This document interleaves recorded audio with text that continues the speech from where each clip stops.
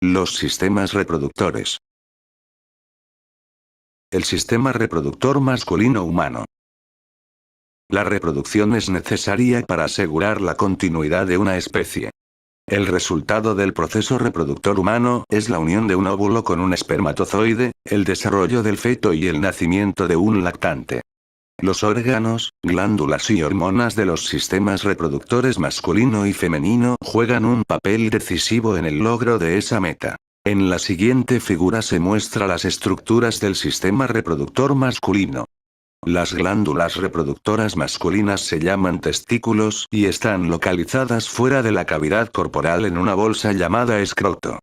Para el desarrollo de los espermatozoides se requiere una temperatura inferior a los 37 grados Celsius, que es la temperatura promedio del cuerpo. Como el escroto está ubicado fuera de la cavidad corporal, es varios grados más frío, y crea un ambiente propicio para el desarrollo normal de los espermatozoides. Los espermatozoides. Las células reproductivas masculinas, llamadas espermatozoides, se producen en los testículos. En la siguiente figura, se puede observar la trayectoria que recorren los espermatozoides. Los espermatozoides, como el que se muestra en la siguiente figura, se desarrollan en los túbulos seminíferos de los testículos. Estos túbulos producen de 100 a 200 millones de espermatozoides cada día. Luego, los espermatozoides viajan hacia el epidídimo, una estructura ubicada en la parte superior de cada testículo, donde los espermatozoides maduran y se almacenan. Cuando los espermatozoides son liberados del cuerpo, viajan a través de los conductos deferentes, unos conductos que salen los testículos, un conducto por cada testículo. Los dos vasos deferentes se unen y entran en la uretra, el conducto que transporta el semen y la orina fuera del cuerpo a través del pene.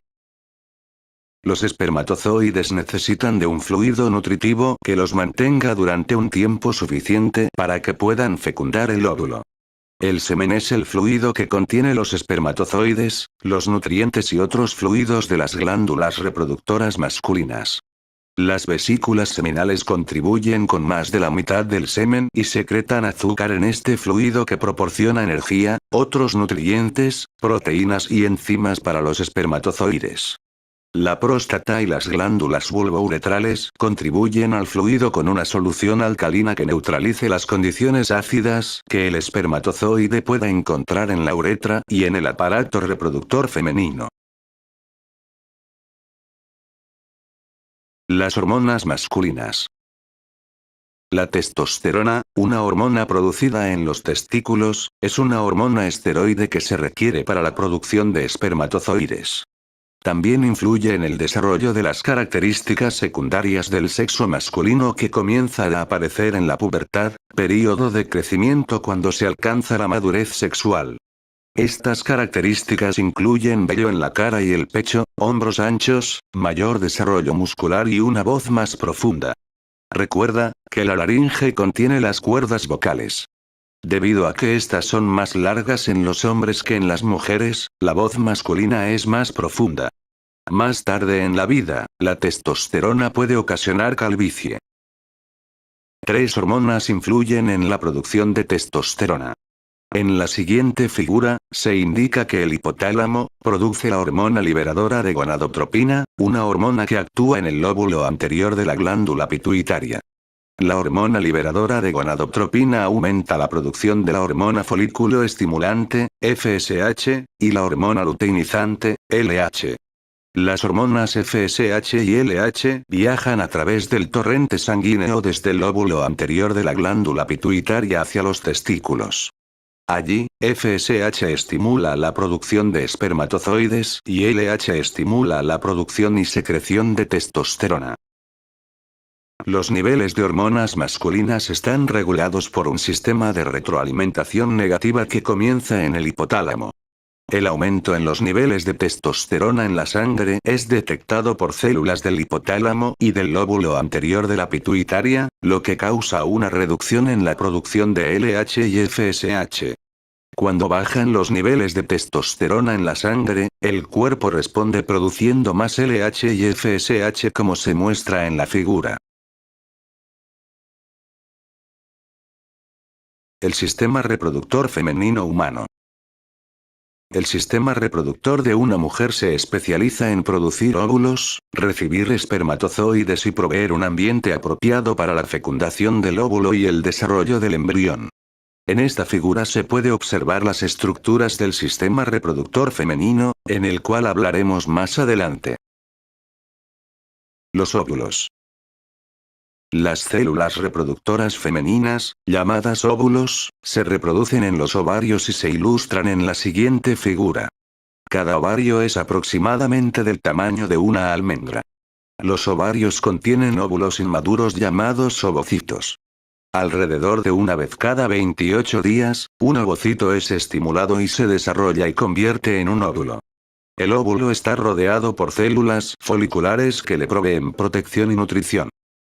Después que el óvulo es liberado del ovario, viaja a través del oviducto, un tubo que conecta con el útero. El útero, o matriz, tiene el tamaño de un puño humano y es donde se desarrolla un bebé antes de nacer. El cuello uterino, ubicado en la parte inferior del útero, tiene una abertura estrecha hacia la vagina.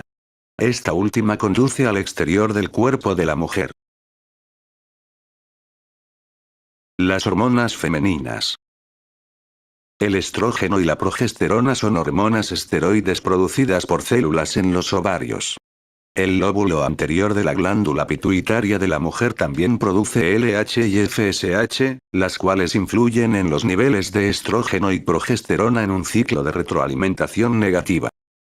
Los efectos del LH y FSH son diferentes en los hombres y en las mujeres.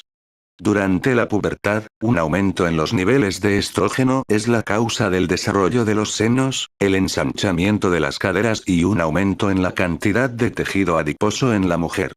Durante la pubertad, las mujeres también experimentan su primer ciclo menstrual, los eventos que ocurren cada mes para preparar el cuerpo para un embarazo. La producción de las células sexuales.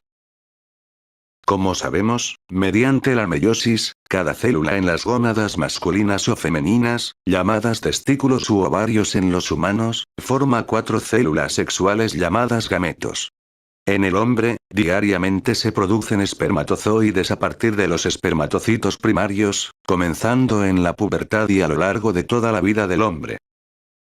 La producción de óvulos en la mujer difiere, como muestra la siguiente figura. Cuando una mujer nace, todos sus óvulos ya han iniciado su desarrollo. El material genético ya se ha replicado en los ovocitos primarios antes del nacimiento, pero el proceso de meiosis se detiene antes de que se haya completado la primera división meiótica. Luego, una vez en cada ciclo menstrual durante los años reproductores, la meiosis continúa en un solo ovocito que reanuda su desarrollo.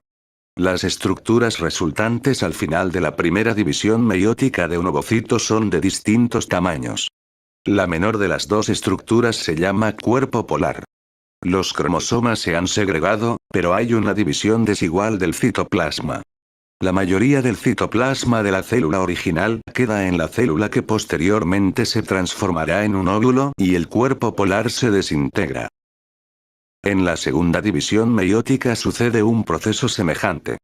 Durante la metafase de la segunda división meiótica, un óvulo se desprende a través de la pared del ovario en el proceso denominado ovulación. La segunda división meiótica se completa solo si ocurre la fecundación. Luego, se forman el cigoto y el segundo cuerpo polar, como muestra la figura. El segundo cuerpo polar también se desintegra. De esta manera, las dos divisiones meióticas producen un solo óvulo en lugar de 4. Si se formaran más de un óvulo, que luego fueran liberados a mitad del ciclo menstrual femenino, sucederían más partos múltiples. El ciclo menstrual. La duración del ciclo menstrual puede variar de 23 a 35 días, pero normalmente dura 28 días. El ciclo menstrual se puede dividir en 3 fases. Fase de flujo, fase folicular y fase lútea. Fase del flujo. El primer día del ciclo menstrual se cuenta a partir del inicio del flujo menstrual. El desprendimiento de sangre, fluidos de tejidos, moco y células epiteliales del endometrio, el tejido que recubre el útero. El endometrio es el lugar donde el embrión se implantará si ocurre la fecundación del óvulo. Como el embrión necesita oxígeno y nutrientes, el endometrio cuenta con un buen abastecimiento de sangre.